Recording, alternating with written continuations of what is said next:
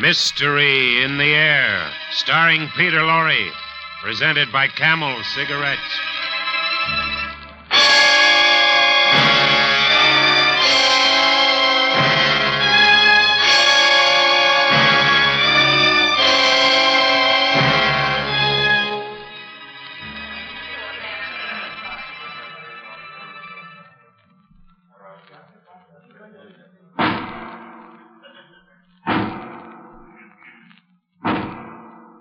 And it is the sentence of this court that you be hanged by the neck until you are dead.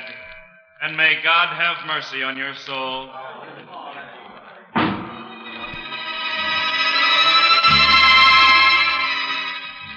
No, I neither expect nor solicit belief for this wild story. I would be mad to expect it yet. Mad I'm not, and very surely I do not dream, but while there is still time, I don't know why, I feel compelled to report a series of mere household events and their consequences. These events have terrified, have tortured, have destroyed me. Perhaps some are more calm, more logical, but certainly far less excitable than I will be able to explain them. I cannot. I can only tell you the facts, and that I have to do today because tomorrow I die.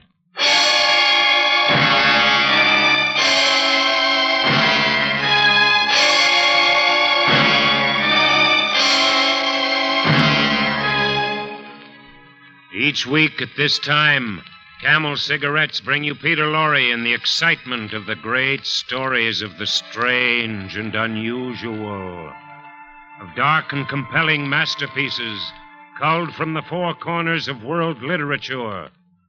Tonight, Edgar Allan Poe's immortal American classic, The Black Cat. Mystery in the Air, starring Peter Lorre. Brought to you by Camel Cigarettes.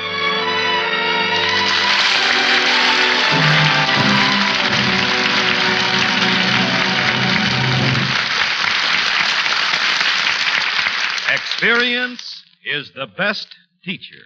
Try a Camel. Let your own experience tell you why more people are smoking Camels than ever before. Give your T-Zone the experience of enjoying a Camel. And see if you don't join the millions of other smokers who say, Camels suit my T-Zone to a T. Your T-Zone, that's T for taste and T for throat, is your true proving ground for any cigarette. See if Camel's rich, full flavor isn't a delightful experience for your taste. If Camel's cool mildness isn't more than welcome to your throat. Try a Camel.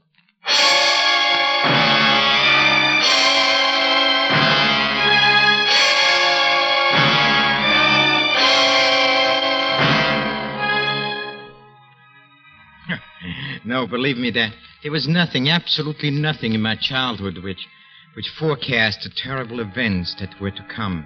No, as a child, I was very gentle. I got along well with everyone, but most I liked animals, yes. All kinds of animals. And then I married quite young, and I was very happy to find that my wife shared my feelings. Very soon we had quite a collection.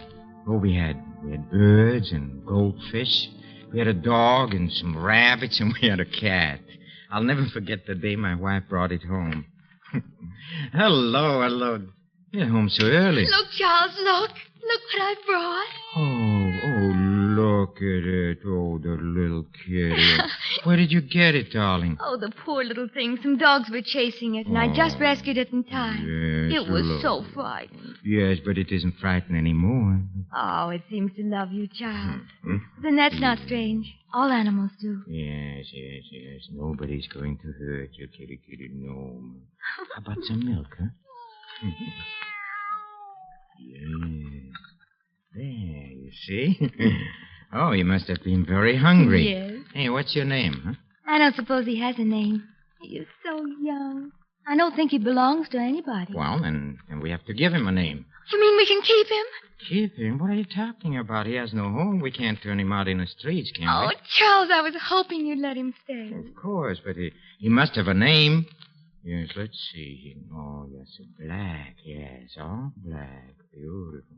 Not a single white mark. Oh, I have it. He's as black as the devil. Let's call him Pluto. Huh? Yes, we'll call you Pluto.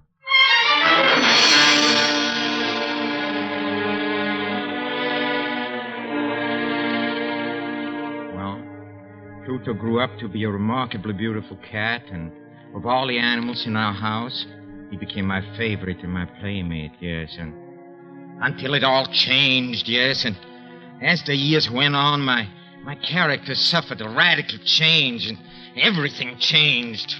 Huh? Why? Well, I'm ashamed. I hate to admit it. Through intemperance, yes, through intemperance.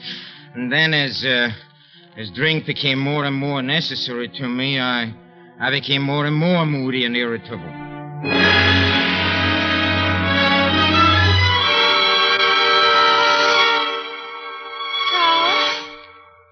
Where are you going? I don't have to tell you where I'm going. Oh, Charles, what's happening What to do you mean, what's happening to Well, me? you never used to go out every night to those vile Will you please places. stop nagging. Stop it. I go out because I can't stand listening to you. Nag, nag, nag all day long. I don't know what's come over you. There. See? Why don't you learn from Pluto? It's only a cat. He doesn't ask me where I'm going. Yeah, that's right. You never do, no. Come here, Pluto. Yes, I like it. Come here. Be careful, Charles. Don't pick him up like that. I'm Don't, you're not hurting hurting him. I never hurt him. Ouch! He bit me. He bit me. You never mind.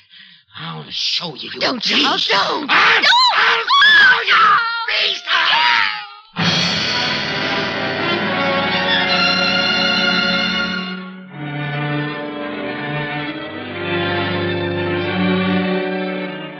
Yes, I hate to admit it, but I was so furious I kicked Pluto, and I kicked him again and hard, and...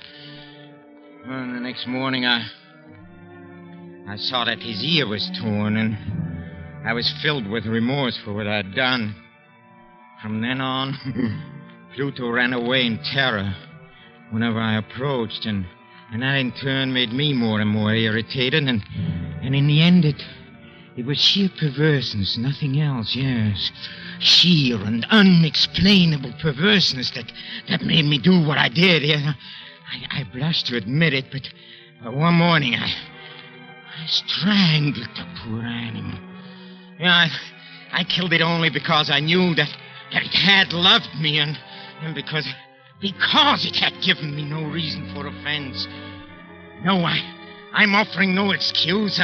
I'm only recounting what happened. Well, in the evening, I went to the inn as usual, and I came home very late, and I fell fast asleep with my clothes on. Then I was awakened suddenly. Hey, what's the matter here? Charles, wake up! Charles! What's the matter? There must be a fire. Yes, I smell smoke. Good heavens, it's our house. Oh. Our house is burning. Come on, darling, come. We'll be trapped. Come on, hurry up. Quick. Oh, the stairs are on fire. Everything. I can't. Don't talk, sweetheart. Perhaps I can get you through the flames. Don't breathe, darling.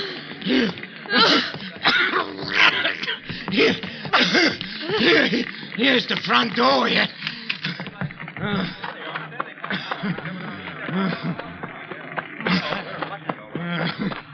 We made it. We're safe. Oh, Charles. Look, our house. Hey, anybody else in there? No. Nobody else. It's just as well. Never could get them out now. Are you the owner? Yes. That was our house. Well, you haven't got much left then. We can't save it now. Stand back, everybody. The roof's going to fall in. Stand back. There it goes!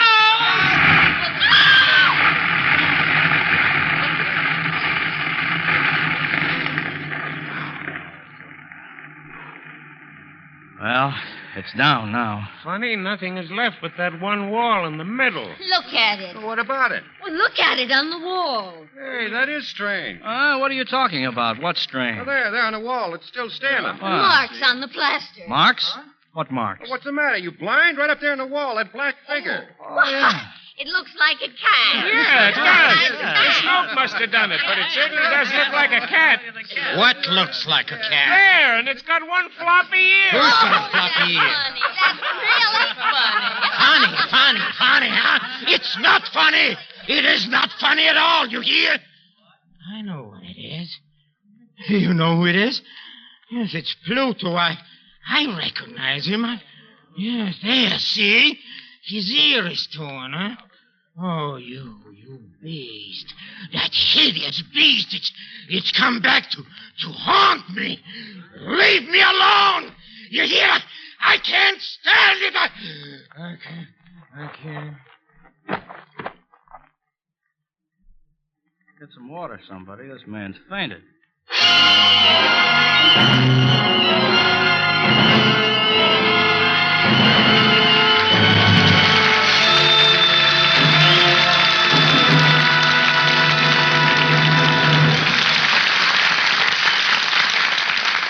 a few moments, Mr. Peter Lorre will bring us the climax of tonight's Mystery in the Air when Camels present Act Two of The Black Cat.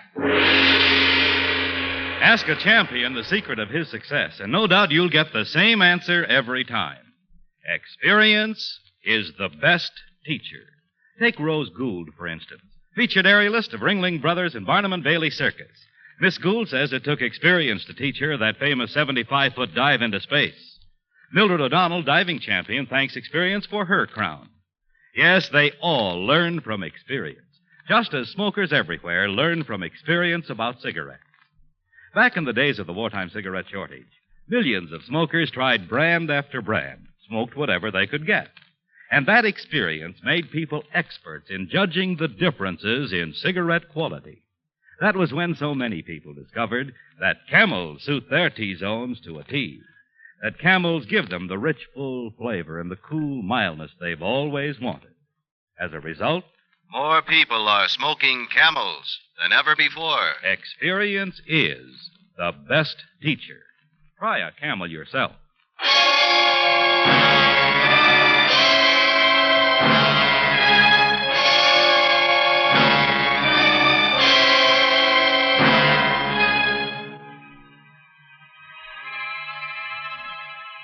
The black cat is dead, killed by its master. The house is burned to the ground, with everything in it completely destroyed. Now the scene is the almost deserted, candle-lit tap room of a local inn. Don't you think you'd better go on home, sir? It's getting late. Home, huh? You should see the terrible place where we're living now. Yeah, I heard you lost everything in that fire. Lost everything. Yes, I lost everything. I lost my house. I lost everything. Well, how about that black cat of yours you used to talk about all the time? Huh? What was his name? What was his name? Pluto. Oh, yeah. Yes, Pluto's gone, too. Oh, I tell you, I miss him. I miss him very much. And if you miss him that much, why don't you get another cat? Give me a drink. It's getting pretty late, sir. I mean, well, won't your wife be expecting you? Give me a drink. Yes, sir. I'll have to fetch another bottle. Why don't I get another cat, huh? That's what you said. Well, why don't I? No reason I shouldn't. There's no reason to be in the deeps of despair just because of a cat. If I get another cat, maybe I'll be able to forget her. What's that? Oh, there's a cat now. Yes, it's sitting on top of the table. Black cat, huh? That's strange. I've been staring at that table for 5 minutes. I could swear there was no cat on it. Anyway, where did you come from, huh? Oh, you're a beautiful cat, yes. You're just as black as Pluto. Yeah, except you got a splotch of white on your chest. Yeah. That's right. Yeah. Oh, yes, come. Come, sit on my lap, huh? Oh, yeah. Kitty, yes, you're a nice kitty. You're a nice cat. Yeah. I like... Here you are, sir. Where did this cat come from? Cat? Oh, yeah. A big one, isn't he? I don't know where it came from. Or how it got in, either, for that matter. Never seen it around here before. Don't know who it belongs to? No. No, as far as I'm concerned, it belongs to you if you want it. Can't keep it here. My wife doesn't like cats. Especially black ones. Like cats, huh? How stupid. Yeah. Say, I want it. Yes, sir. I want it very much. I'll take it home with me right now.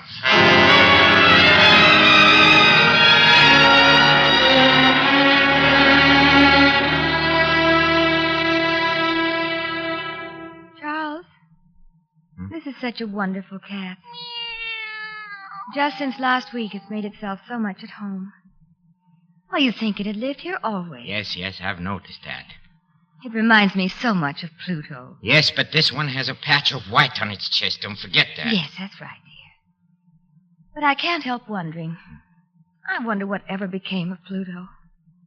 He disappeared the day of the fire. I know he disappeared, and...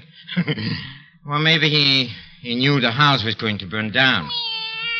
Oh, see how it loves you.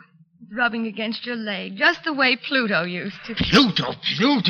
Stop talking about Pluto! Darling, I didn't mean anything. I'm sorry. I'm sorry, dear. I always talk about how much this new cat resembles Pluto. It just makes me nervous.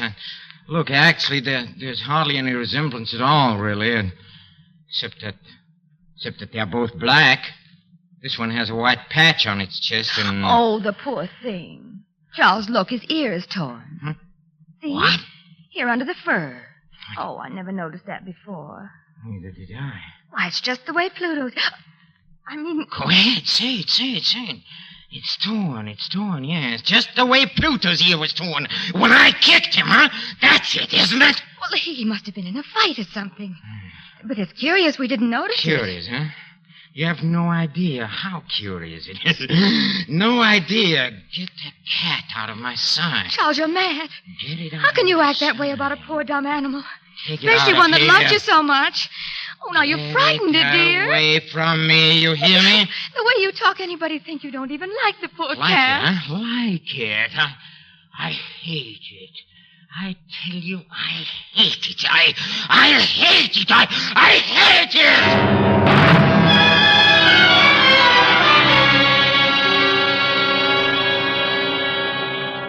Yes, in a short time the cat had been with us. I'd come to look upon it with unutterable loathing. Why, I don't know yet. The more I hated it, the more affectionate it acted toward me. Wherever I went, it followed. Whenever I sat down, it would spring upon my knees and cover me with its loathsome caresses, as if this were not enough. The white patch on its chest, which originally it had been very indefinite in shape, but gradually it assumed a very definite outline, yes, the unmistakable and ghastly shape of the gallows. A terrible engine of horror, of agony, and of death. I longed to destroy the beast, but I was prevented by an absolute unreasonable dread. I was sure I was losing my mind.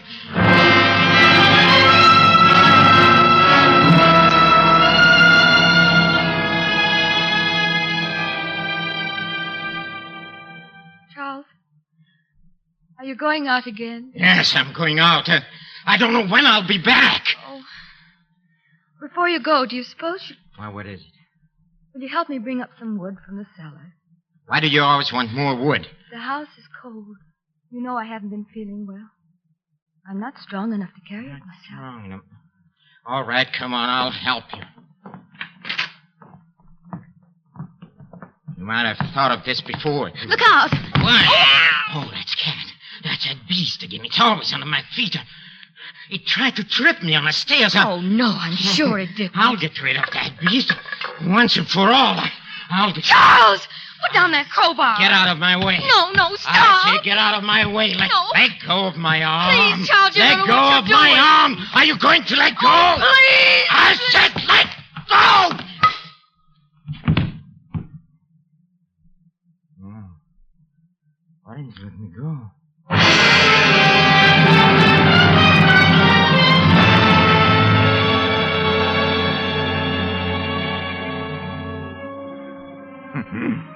Yes, she had fallen dead without a groan. In my blind rage, my rage against the cat, I'd struck my wife and killed her. Well, nothing I can do about it now. All I could do was to set myself to the task of concealing the body. Yes, I thought and I deliberated, and then it occurred to me that, yes, in the Middle Ages, they used to wall up their victims, and I determined to do the same thing. Yes, behind the wall in a cellar. I managed to dislodge a section of bricks near the chimney, and in a hole behind them, I propped the body. Then I carefully laid the bricks back in their original position, and when I had finished, no one could have told that the wall had been disturbed at all. Well, I could say to myself triumphantly, here at least, my labor has not been in vain. My next step, then, was to look for the beast that had been a cause of so much misery, but then I became aware that it had completely disappeared. 3 days passed, and still my tormentor did not appear. Oh, it's impossible to describe or to imagine the deep sense of my relief. For the first time in months, I slept, yes. I slept. Even with a burden of murder on my soul. Yes, some few inquiries were made about my wife's whereabouts, and a search of the house was conducted, but nothing was discovered. Oh, I finally could look upon my future secure.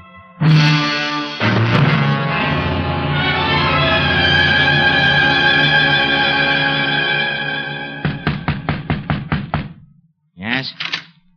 Good day, sir. Sorry to disturb you again, sir. No. It's you, Sergeant. Is there anything I can do for you? Well, they're still puzzled about your wife's disappearance. Puzzled, huh? Well, so am I. Well, some of her friends have been around to the police station. What's that got to do with me, huh? You've already searched the house twice. What do you want? Oh, I know, sir, but, well, the captain sent me and the constable here to look around just once more, to be sure there's no clues been overlooked. This will be the last time, sir. Only a matter of routine. We won't bother you again. All right. Come in. Thank you, sir. Come on, Joe. Right. Where would you like to look first? Well, we might as well begin with the cellar. Cellar, huh? All right, yes. Right down these steps. I'll come with you. Yes, I always say searching a house is like getting ahead in the world. You start at the bottom. Yes, I see. It's very funny. Well, come on, Constable. Get to work. Right. While they searched, I folded my arms and watched. As before, they discovered nothing, but as they were about to depart, the glee in my heart was too strong to be restrained. I burned to say but one word, yes, just one word, by a way of triumph. And as they started up the steps, I said, say, have you noticed, this is a very well-constructed house, you know. Hey, gentlemen, you're not going, huh? Yes, it's an excellently well-constructed house. You've never seen such a well-constructed house in a frenzy of my bravado upon that very portion of the brickwork behind which stood the corpse of my wife. I rapped with my cane. But may heaven deliver me from the arch-fiend. What was that?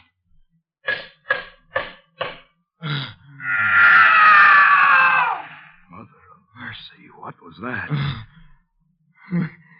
Wind, probably. Wind. That's not the wind. It came when you hit this wall here. Whatever it is, it's behind these bricks, Sarge. Yeah. Here, take this crowbar and knock that wall down. Right. Wait a minute, you. Keep quiet, You can't do this. Wait a minute. Where are you going? Upstairs. You stay right here. Hey, this is new plaster. It hasn't even had time to set yet. Pull it down. Right.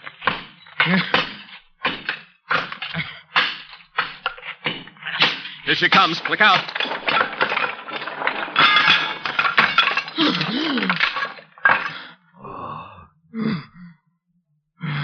There's what we're looking for, all right.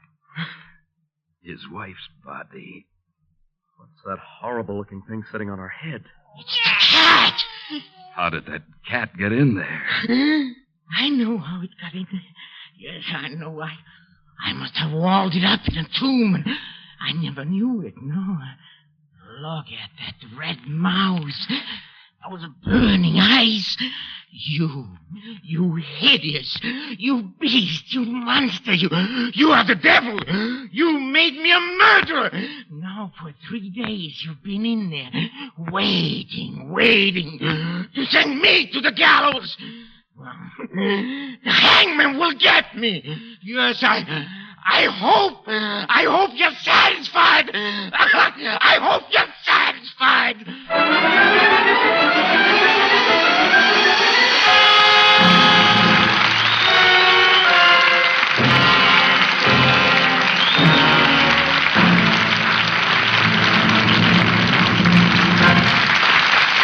Each week, the makers of Camel cigarettes send free Camels to servicemen's hospitals from coast to coast. This week, the Camels go to Veterans Hospital, Tuscaloosa, Alabama, U.S. Army McCornack General Hospital, Pasadena, California, U.S. Naval Hospital, Houston, Texas, U.S. Marine Hospital, Baltimore, Maryland, and Veterans Hospital, Dayton, Ohio. When 3 leading independent research organizations asked 113,597 doctors living in every state of the Union, what cigarette do you smoke, doctor? The brand named most was Camel.